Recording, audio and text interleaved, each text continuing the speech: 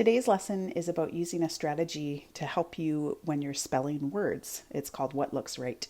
So if you have a dictionary at home, this one is an English-French dictionary, but it will still work for what I need to show you today. I actually don't use dictionaries anymore. I have an app on my phone. So when I don't know how to spell a word, I just look it up in a dictionary on my phone.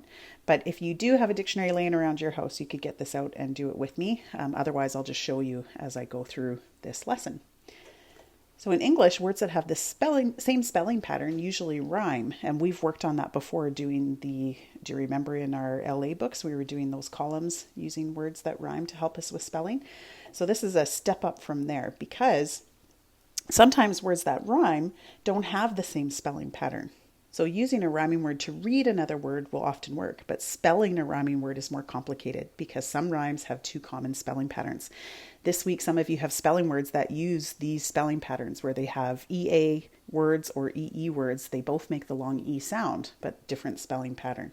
So good spellers use a visual checking strategy called What Looks Right to help them with the spelling. Have you ever spelt a word before? You can just tell, you write it down and it just looks wrong. Your brain is just telling you, look at that one again. So it's helpful when that happens to write it again with a different spelling pattern and then just see which one looks right. And of course, you can also check in the dictionary because if it's not spelled correctly, you won't find it in the dictionary.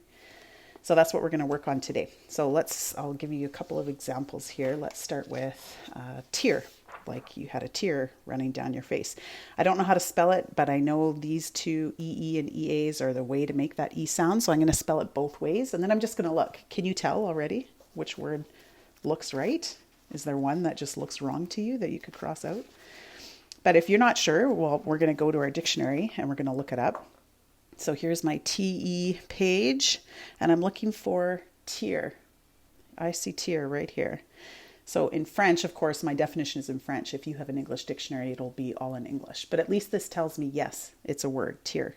If I look for TEER, just on the next page here, teen, teenage, teeter, there's no TEER. So I know that this word is not spelt right, and this is the one that looks right. Let's try another one. Fear. I have a fear of spiders. If I'm not sure how to spell it, I'm going to spell it both ways, and then I'm just going to take a look at it. So does one look wrong to you? Can you tell right away? Your brain gets really good. You might think you don't know how to spell it, but your brain actually does a good job. It remembers words that it sees, and that's why I encourage you to read. The more words you see, the better your brain gets at remembering and recognizing words. So there might be one already that stands out to you as wrong, but here we go. Here's my FEA page. So I'm going down the list. Here's fear. So fear is a real word. Let's check if FEER is a real word.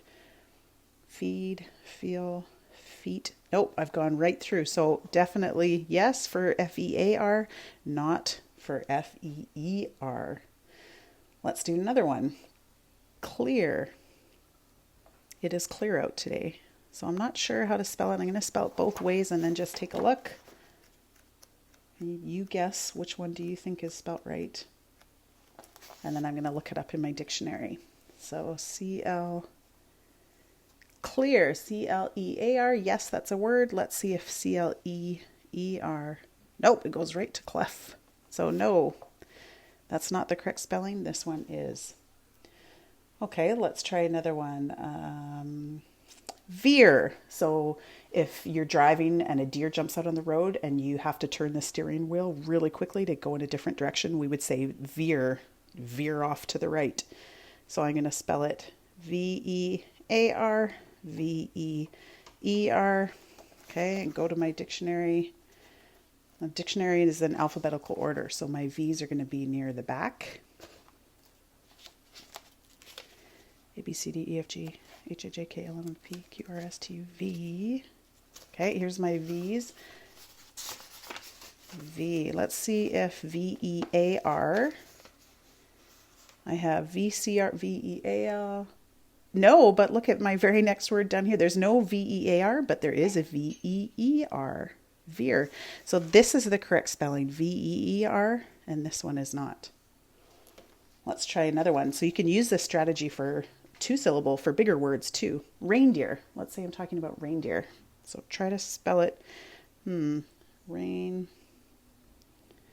deer, I'm going to spell the deer with the E-A-R, and then I'm going to spell it with the E-E-E-R, and then I'm going to go to my dictionary, or you could use a dictionary app and enter both spellings in and see which one comes up with a definition. Okay, so here's my RE pages. I'm looking for REI. Oops, I might need to go one more back. Here's reindeer. So reindeer, D-E-E-R, is a real word. Is it with D-E-A-R? No, there's no other spelling of reindeer with D-E-A-R. So this spelling is not correct, so we're going to cross out that one. Reindeer. Okay, let's do one more. Let's try engineer. Engineer. Engineer. Which one looks right to you? What do you think?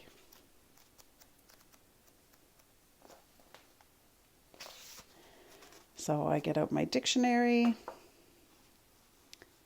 Engineer. Oh, and you might find this in your dictionaries depending on how old or new they are. Engineer is actually not even in this dictionary. That's terrible. Engineer. But if you look at these words, I know engine is spelt this way. Engineer, ER is my suffix. So this one is not spelt correctly. This one is engineer. And I guess I should be writing a note to the publishers for Webster's French English Dictionary that they should have engineer in there.